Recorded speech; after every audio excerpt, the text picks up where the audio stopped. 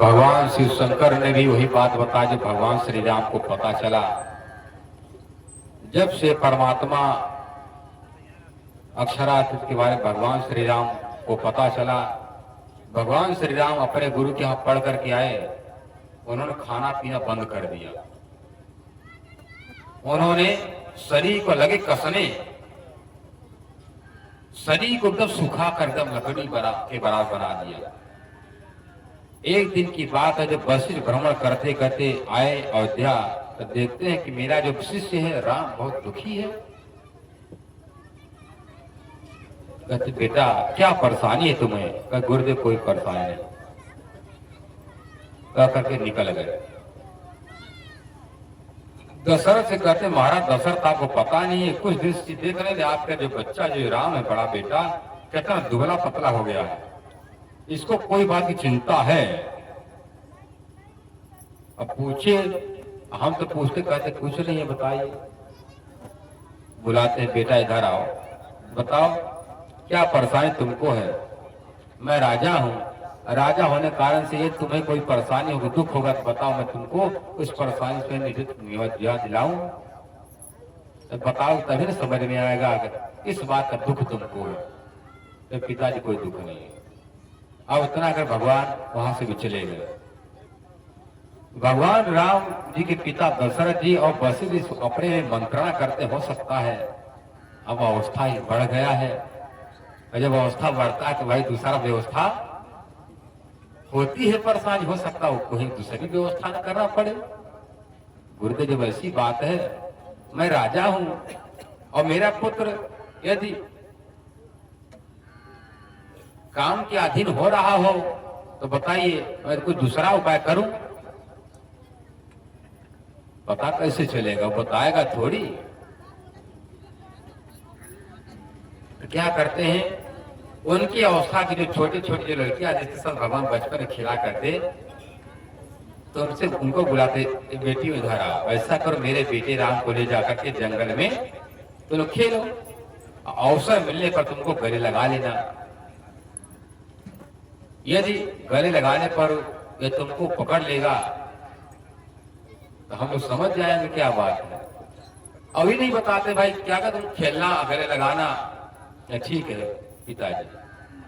अब इधर वशिष्ठ जी और भगवान राम के पिता दशरथ जी छिप करके देख रहे थे, देखते इनके अंदर रिएक्शन, इनके अंदर क्या प्रभाव होता है।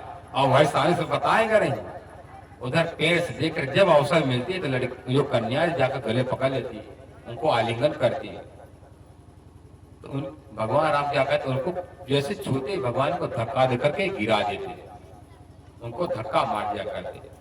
तब वशिष्ठ जी ने और दशरथ ने क्या कहा, ऐसा तो जाओ, जिस कार्य के लिए हमने कहा था खेलने के लिए वो तो पूर्ण हो गया, जाओ। गुरुदेव बात दूसरी है, एक काम की बात नहीं, बात कोई दूसरा है। तब वशिष्ठ का बेटा गुरु माता होता, गुरु पिता होता, गुरु सखा होता, दोस्त होता, मित्र होता, गुरु से क्या छिपाना, बताओ।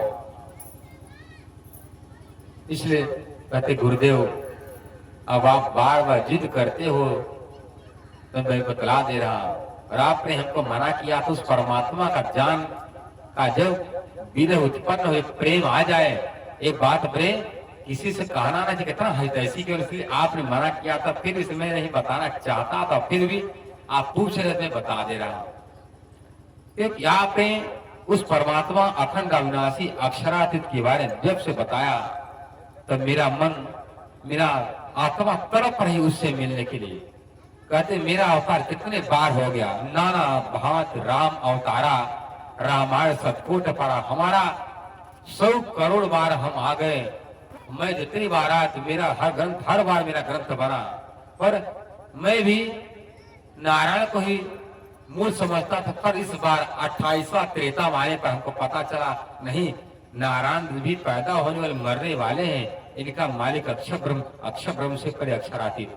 हे गुरुदेव, जब से आपने उस परमात्मा के बारे में बता, मेरे मन का रोम रोम तड़प रहा है, बिलख रहा है, रो रो कह रहा है, तरुसा तो हमारे प्यासे नयनों तरसत हमारे प्यासे नयनवा, तुम्हारे दरसो बिना पावे न चैनवा।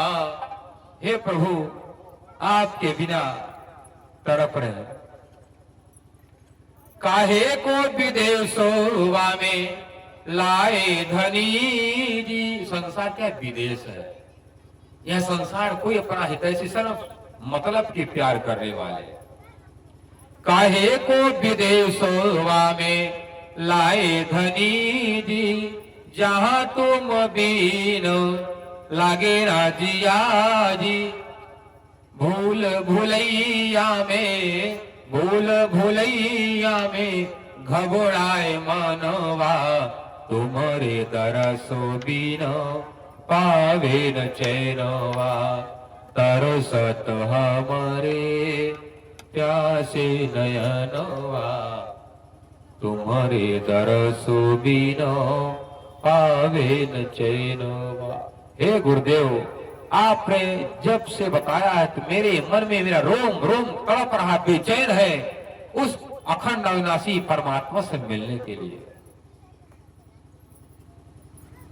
इसलिए उस परमात्मा की याद में हमको भोजन सुहाता है ना, नींद सबको समझ में आती है। अरे जब शरीर उस परमात्मा को जब नहीं पाएगा और परमात्मा कहीं प्राप्त करने के लिए मानव को तन मिला है, साधन धाम मोक्ष के द्वारा मानव साधन है परमात्मा से मिलने का। जब परमात्मा से मिल नहीं सकेगा शरीर, ये शरीर किस काम का, शरीर मर जाए, नष्ट हो जाए। जब अपने वशिष्ठ अपने बेटा राम के मुख से सुनते हैं तो वशिष्ठ कहते, वाह वाह बेटा, जो मुझको जब से पता है, मैं ध्यान कर रहा हूं, मैं तपस्या कर, पर मेरे अंदर वो बेचैनी नहीं है जितना तुम्हारे अंदर है।